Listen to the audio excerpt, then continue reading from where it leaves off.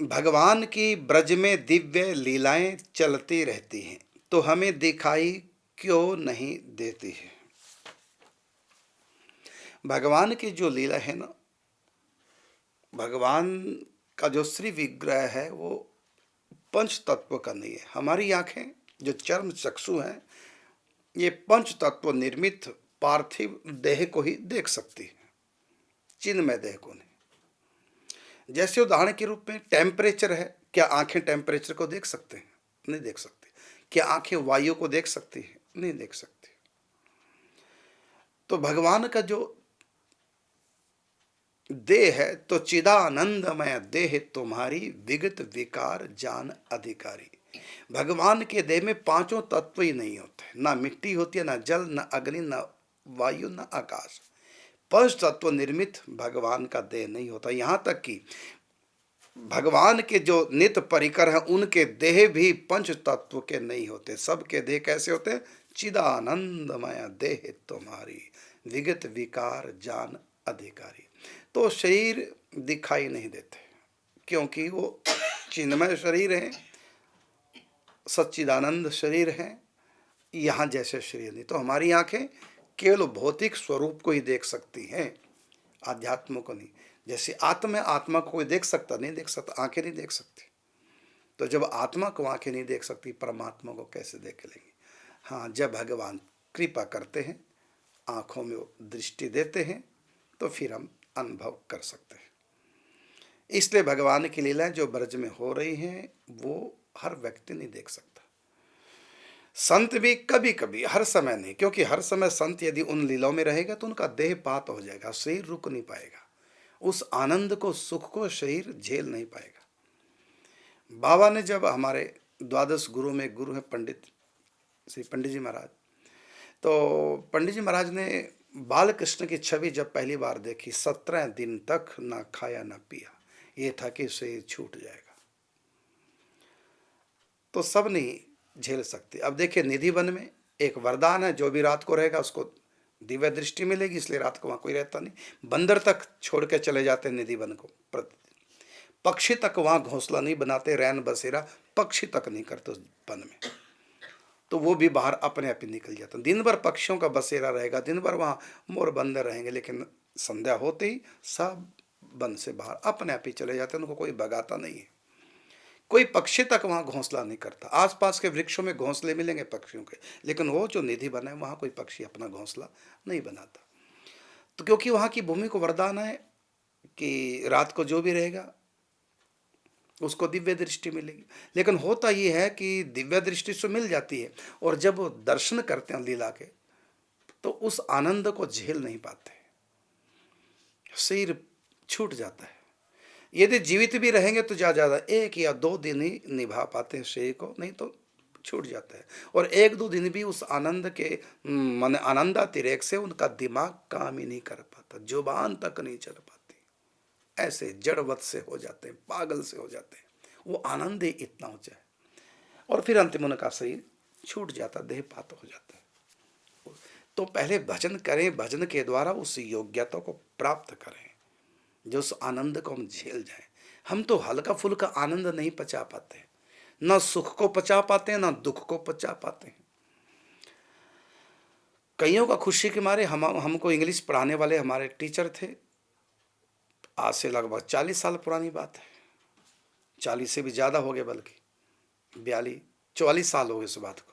हाँ, इंग्लिश पढ़ाने वाले टीचर, उनकी लॉटरी निकल आई, कट कटा के उनको 80,000 मिले। लॉटरी 1 लाख की लगी, लेकिन मिल गया उनको 80,000। बस अटैक हो गया। बताइए, उस समय के लाख भी बहुत होते थे। वो खुशी बर्दाश्त नहीं कर सके, ये भी होता देखो। तो वो परमा आनंद।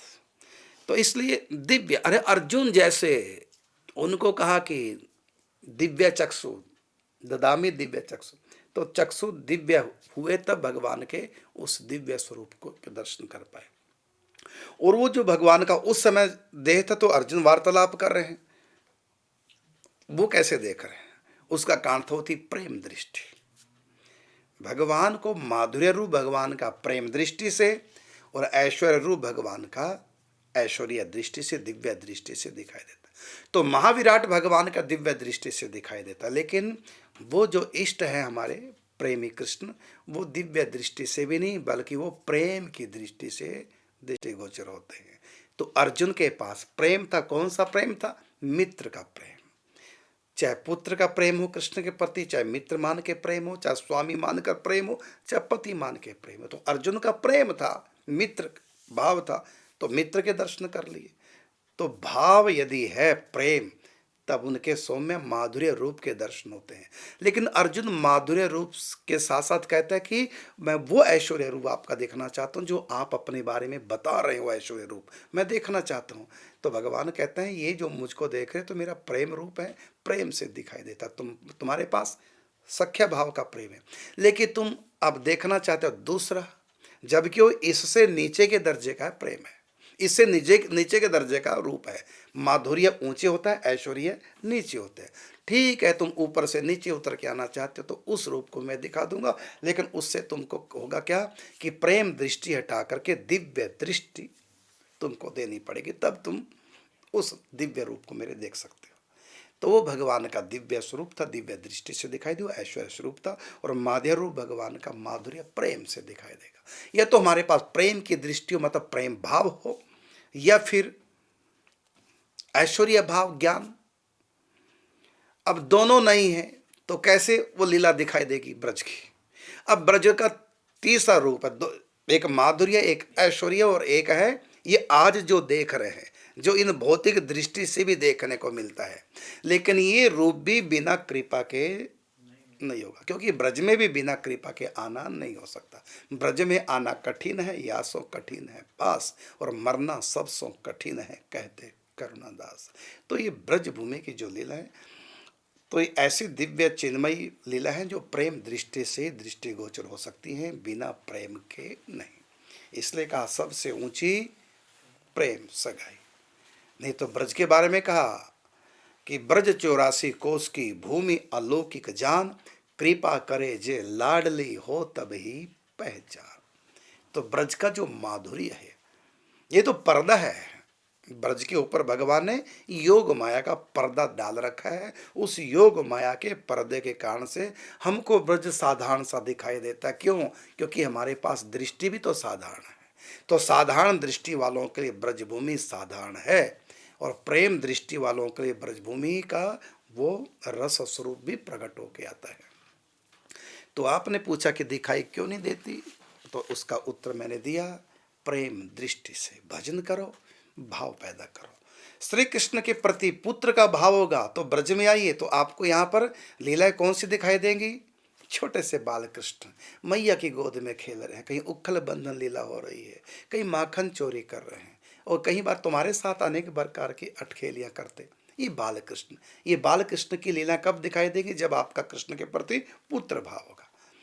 और यदि सख्य भाव आपका है तब आपको ये बाल लीलाएं दिखाई नहीं देंगी ब्रज में।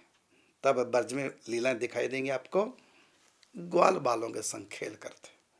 और यदि आपका गोपी भाव है तो किशोर कृष्ण, और यदि आपका सखी भाव है तो राधा कृष्ण की प्रेम लीला। तो जिस जैसा भाव है, जैसा प्रेम है, उसी ढंग से हमको भगवान की यहाँ लीलाएं दृष्टिगोचर होंगी। लेकिन इन सब के लिए प्रेम दृष्टि, चाहे वो वात्सल्य प्रेम हो, भाव हो, चाहे सख्य भाव हो, चाहे दास्य भाव है, चाहे वो श्रृंगार रस का भाव, मधुर रस, कोई भी भाव है, भाव दृष्टि से भावग्राही जनार्दन। तो भाव की दृष्टि से, भाव का भूखा हूं मैं, भाव ही एक सार है, और भाव से मुझे भजे तो भव से बेड़ा पार। तो भगवान श्री कृष्ण या तो भाव से आएंगे या महाभाव से। तो निकुंज के ठाकुर जी महाभाव से हाथ लगते हैं, और ब्रज के ठाकुर जी भाव से भी हम वहां पहुंच जाएंगे। तो साकार रूप ब्रज के जो लीला है, तो यहाँ पर हम भाव से, और इसी ब्रज में जो निकुंज की लीला है वहां पर महाभाव से हम पहुंचते हैं। महाभाव है सखियों के पास, जिनके भीतर राधा रानी से जिनका इतना सायुज्य हो चुका, किससे? तो उनके मन से। मनमना भव मद भक्तो मध्य जी माम नमस्कुरु, गीता में जो कहा ना, तो वो राधा रानी के मन वाली हो गई है। सखियों का मन समाप्त हो गया, उनके मन में राधा रानी का मन उतर आया है। तो यह है सखी भाव। जब राधा रानी का मन उतर आता है साधक में, तब उसको राधा का रूप ही कहेंगे या महाभाव स्वरूप कहेंगे। सखी होकर भी वो राधा रानी के सम हो गई। कैसे हो गई? तो राधा रानी का मन उनके मन में उतर आया है। ऐसे श्री कृष्ण का मन जिनके मन में उतर आया वो सख्य भाव के उपासक है या वो वात्सल्य भाव के उपासक है। और यदि श्री कृष्ण का मन ऐश्वर्य रूप में उनका मन हमारे अंदर उतर आया है, तब फिर उनका ऐश्वर्य लीला उनकी तो ये है। तो आपने पूछा ब्रज की लीलाएं जब हो रही हैं आज भी तो दिखाई क्यों नहीं देती? तो ब्रज की लीलाएं भाव से दिखाई देंगी, ये आपके प्रश्न का उत्तर, भाव दृष्टि से। और अर्जुन को दिव्य दृष्टि से, क्योंकि वो ऐश्वर्य रूप देखना चाहता था। ये आपके प्रश्न में ही एक उत्तर भी छिपा हुआ था। क्या कि आपने प्रश्न किया कि भगवान की ब्रज में दिव्य लीलाएं चलती हैं, दिव्य लीलाएं। तो जब दिव्य लीला है तो नेत्र भी तो दिव्य होना। हाँ, चलो, दिखाई क्यों नहीं देती इसका उत्तर मैंने दिया, भाव न होने के कारण से। भाव से दिखाई देंगे। भाव का मतलब ये कोरी कल्पना जो भीतर होती है इसको भाव नहीं कहते। पूरा शरीर आपका भावमय हो जाएगा। जैसे मान लो मुझको भाव आए, जिस समय आएगा तो मैं करुणदास इस बात को भूल जाऊंगा, ये शरीर मैं हूं इस बात को भूल जाऊंगा। तो भाव देह मिलेगा। किसका भाव दे? या सखी का भाव दे, या यशोदा का भाव दे, या नंद बाबा का, या किसी सखा का भाव देह प्राप्त होगा। और उस समय लगेगा नहीं कि मुझ में भाव आया, नहीं, मैं ही हूं भाव रूप में, मैं हूं। अरे सपने में क्या है? सपने भी तो एक भाव देह होता है, लेकिन उसको हम भाव देना कहा के मनोमय देह है। सपने में जो हम देखते हैं वो मन होता है, मन ही बना होता है। तो सपने में जो हम लीला करते हैं, घूमते फिरते जो भी करते हैं सपने में, वो जो शरीर होता है ना, वो हमारा मन ही शरीर बना होता है। लेकिन संत जो चिंतन करते आंखें बंद करके, उनका मन नहीं बनता। हाँ, साधन काल में प्रारंभ में उनका मन ही बनता है स्वप्न की तरह, उसको मनोरथ बोलते हैं, इसलिए उसका नाम है मनोरथ। लेकिन बाद में धीरे धीरे जब अभ्यास करेंगे और कृपा का अवतरण होगा लगन को देख करके और गुरु संत कृपा को देख करके, तो सचमुच में फिर वो कल्पना नहीं होगी, फिर वो सचमुच में हमारे भीतर एक नया हमारा जन्म होगा नया। और हम आंख बंद करके प्रातः काल ही उठ के धार सखी को भाव और जाए मिले निज रूप सो या को यही उपाय। प्रातः समय उठ करके तो हृदय विचारो हो सखी नित कुंज की, ऐसा भाव करो। तो धीरे धीरे प्रारंभ में अभ्यास करना पड़ेगा। माया जनित मन से ही कपोल कल्पित अंतः चिंतन के द्वारा हम अपना भाव करेंगे। लेकिन धीरे धीरे अभ्यास होगा, लगन होगी, श्रद्धा विश्वास होगा और संत गुरु भगवत कृपा से एकदम भाव का अवतीर्ण हो जाएगा। इसी का नाम है भाव समाधि। तब बाहर का होश नहीं रहेगा। लेकिन ये भी हर समय नहीं रहता, क्योंकि हर समय यदि यह हो गया, ये भाव देह को शरीर भी झेल नहीं पाता। हाँ, ये सबके बस का नहीं। थोड़े समय के लिए लीला हो जाती है, फिर प्रकृतिस्थ हो जाते हैं। आपने सुना होगा कथा में कितनी बार हमारे द्वारा कि भाव समाधि में चले गए, बाहर की होश नहीं, थोड़ी देर के बाद प्रकृतिस्थ हुए हैं। प्रकृतिस्थ का मतलब अब भाव शमन हो गया, अब बाहर की होश आ गई। तो भाव देह अधिक देर तक टिक नहीं पाता, नहीं तो शरीर नहीं टिक पाएगा, शरीर छूट जाएगा। और छूट जाए तो साधक की कोई हानि नहीं है, क्योंकि भक्ति में ये भी एक सिद्धांत है कि एक ऐसा आवेश आता उसमें शरीर भी छूट जाता है। लेकिन दुख की घटना नहीं, दुखदायी घटना नहीं, बड़े आनंददायी घटना है। जिस मरने से जग डरे मोरे मन आनंद, मरने ही ते पाइए पूर्ण परमानंद। सदा के लिए भाव दे मिल गया, इसलिए वो मृत्यु बड़े अच्छी होती है। लेकिन साधारण लोगों के लिए तो हो गया कि बेचारा देखो कीर्तन करते करते रोने लगा, नाचने लगा, गिर गया और 2 घंटे तक होश नहीं आई, पंखा करते रहे, पानी पिलाते रहे, वहीं से छूट गया। हाँ, ये क्या हो गया? हाय भगवान ने रक्षा क्यों नहीं की? लोग तो ये कहेंगे हाय भगवान ने गलत क्यों कर दिया, क्यों नहीं बचाया। अरे आपको नहीं पता उसकी लॉटरी लगी है। तो कई बार ऐसा भाव आता है, इतना आनंद, उस आनंद को शरीर झेल नहीं पाता, धड़ाम से गिर पड़ेगा। उसको नहीं चोट लगती है ना, उसको इस बात से कोई मतलब, क्योंकि अब वो शरीर में है कहाँ, वो भाव देह में चला गया। जैसे स्वप्न में आप सोए होते ना, तो आप बीमार हैं, भले कैंसर है, दर्द है, पेन किलर इंजेक्शन दिया, शांत हो गए, सो गए। अब जब आप सो रहे हैं तो अब आपसे उठा भी नहीं जा रहा वैसे तो प्रत्यक्ष में, लेकिन सोए क्या कर रहे हैं, आप कहीं घूमने जा रहे हैं, स्वप्न देख रहे हैं। होता है ना ऐसा? तो क्योंकि आपको अब इस शरीर की होश नहीं है। आप मान ले बस में बैठे सफर कर रहे हैं, गाड़ी चला रहे हैं स्वप्न में, तो आपको उस समय होश थोड़ी कि शरीर मेरा लेटा हुआ है। तो जब मनोमय देह में ये हाल है तो प्रकृति से भी उस बार का वहां से भाव देह उतर के आता है। ये नहीं कि हमारे मन का भाव बनता है, ये अलग चीज है, कल्पना कहेंगे इसको, तो वो नहीं, सचमुच में एक शरीर आता है भगवान के नित्य धाम से, देह आता है, मन एक सखी आती है। अगर सखी भाव है, यदि सखा का भाव, तो वहां से एक सखा आएगा, हम उसमें सायुज्य प्राप्त कर लेंगे। सायुज्य का मतलब उनसे एक हो जाएंगे, दोनों का मन एक हो जाएगा, हमको लगेगा हम वही सखा हैं। जैसे ग्वारिया बाबा, शरीर तो वृद्ध था, लेकिन जब उनमें सखा भाव आता, वो उछलते थे और बच्चों वाली हरकतें सखा वाली करते थे। तो ये लीला चलती है, और कितनी ऐसे उदाहरण है। तो आपने कहा कि दिखाई क्यों नहीं देते जब ब्रज में लीलाएं चल रही हैं, तो इसका उत्तर है कि वो जो भाव है वो जब तक नहीं होगा, धीरे धीरे अभ्यास करो। आप करते नहीं भाई, सुनते बहुत कुछ है आप लोग। मैं सबको कहना चाहूंगा, अपने जो परिकर सुनते हैं, मुझको बहुत बहुत सुन लिया, अब करके देखो। लेकिन पहले तो हमको कल्पना करनी है, चिंतन करना है। धीरे धीरे जितना चिंतन में प्रगाढ़ उतरते जाओगे, उतनी कृपा बरसती जाएगी। जैसे चूल्हे में आग जल रही है, हम उसमें क्या करते हैं, लकड़ी डालते हैं, तो लकड़ी तो एकदम नहीं जलेगी, धीरे धीरे पहले गर्म होगी, फिर और गर्म, अंत में आग लग जाएगी। एकदम नहीं, गर्म होते होते जितनी चूल्हे में रहेगी उसमें तो आग लग जाएगी, जो बाहर है वो भले बच जाए।